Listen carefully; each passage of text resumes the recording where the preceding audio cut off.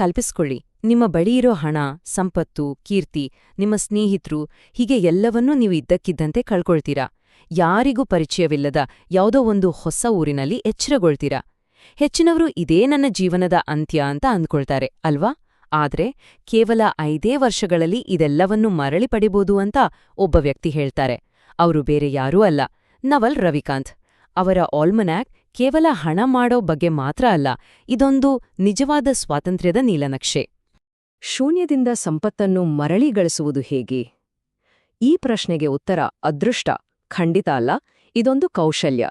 ನವಲ್ ರವಿಕಾಂತ್ ನ್ಯೂಯಾರ್ಕ್ನ ಸಾಮಾನ್ಯ ಬಡ ವಲಸಿಗನಾಗಿ ಬಂದು ಸಿಲಿಕಾನ್ ವ್ಯಾಲಿಯಲ್ಲಿ ಅತ್ಯಂತ ಯಶಸ್ವಿ ಹೂಡಿಕೆದಾರನಾಗಿ ಬೆಳೆದ್ರು. ಆ ಸ್ಥಾನ ತಲುಪಿದ ಮೇಲೆ ಅವರಿಗೆ ಅರ್ಥವಾದ ಒಂದು ದೊಡ್ಡ ಸತ್ಯ ಏನಂದ್ರೆ, ಬಹುಪಾಲು ಜನರು ಆಡ್ತಾ ಇರೋ ಆಟನೇ ಸಂಪೂರ್ಣ ತಪ್ಪು ಅಂತ. ಈ ವಿವರಣೆಯಲ್ಲಿ ನಾವು ಆ ಗುಪ್ತ ಕೌಶಲ್ಯ ಏನು ಅನ್ನೋದನ್ನೇ ಡಿಕೋಡ್ ಮಾಡ್ತಿದ್ವಿ.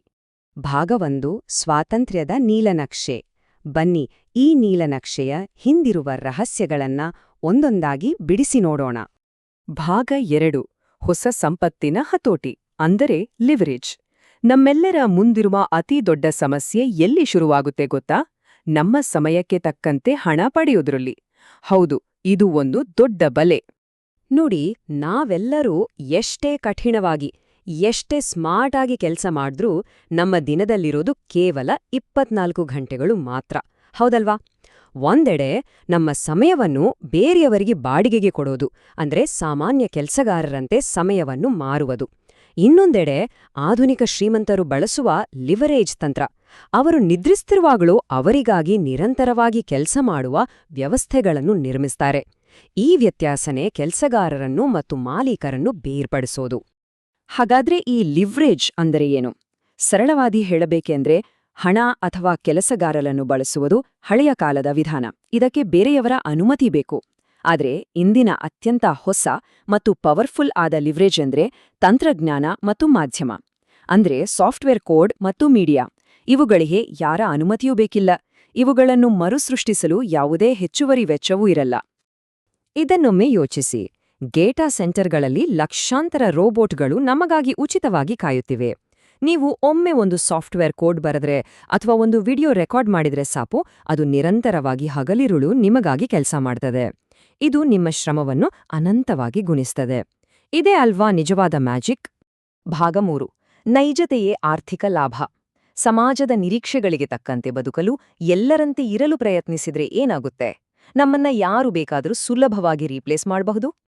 ನವಲ್ ಅವರ ಈ ಮಾತು ಬಹಳ ಅದ್ಭುತವಾಗಿದೆ.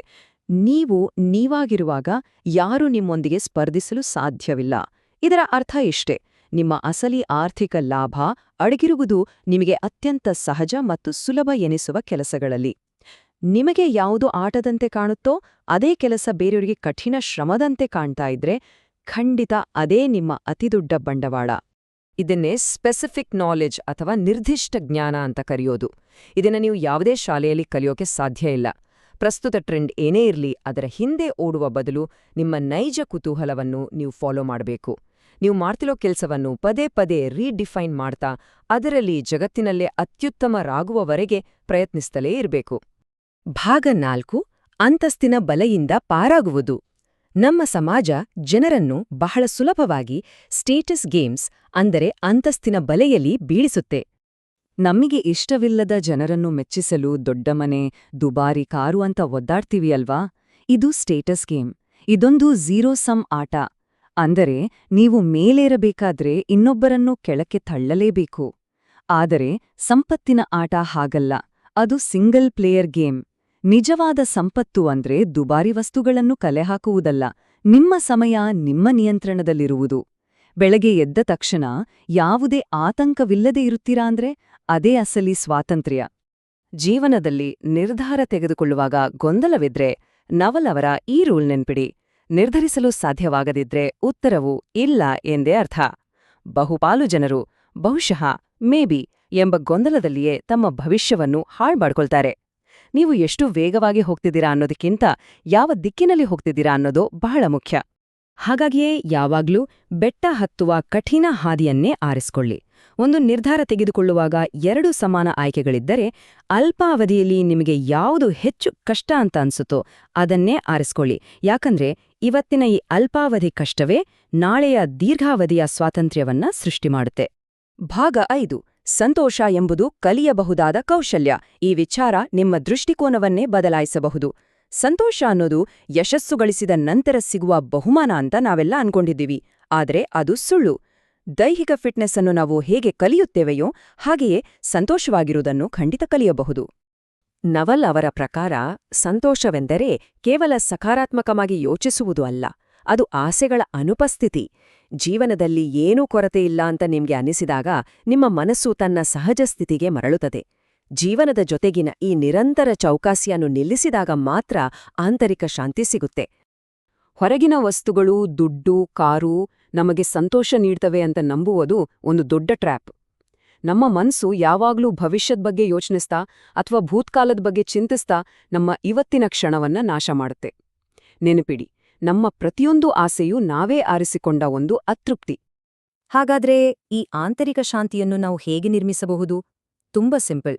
ನಮ್ಮ ಅಹಂಕಾರವನ್ನು, ಐಡೆಂಟಿಟಿಯನ್ನು ಸ್ವಲ್ಪ ಕಡಿಮೆ ಮಾಡಿಕೊಳ್ಳುವುದು. ನಮಗೆ ಸಂಬಂಧಪಡದ ಅಪ್ರಸ್ತುತವಾದ ವಿಷಯಗಳನ್ನು ನಿರ್ಲಕ್ಷಿಸುವುದು. ಮುಖ್ಯವಾಗಿ ಸಮಾಜದ ಒತ್ತಡಕ್ಕೆ ಸಿಲುಕಿ ನಾನು ಇದನ್ನ ಮಾಡ್ಲೇಬೇಕು ಅಂತ ಅಂದ್ಕೊಳ್ಳೋದನ್ನ ಬಿಡುವುದು. ಧ್ಯಾನ ಮಾಡುವುದು ಮತ್ತು ಸಂತೋಷವಾಗಿರುವ ಜನರೊಂದಿಗೆ ಬೆರೆಯುವುದು. ಜಿಮ್ಮಿಗ್ ಹೋಗಿ ಬಾಡಿ ಬಿಲ್ಡ್ ಮಾಡೋ ತರಾನೇ ಈ ಅಭ್ಯಾಸಗಳ ಮೂಲಕ ನಿಮ್ಮ ಮಾನಸಿಕ ಶಾಂತಿಯನ್ನು ನೀವು ಬಿಲ್ಡ್ ಮಾಡಬಹುದು.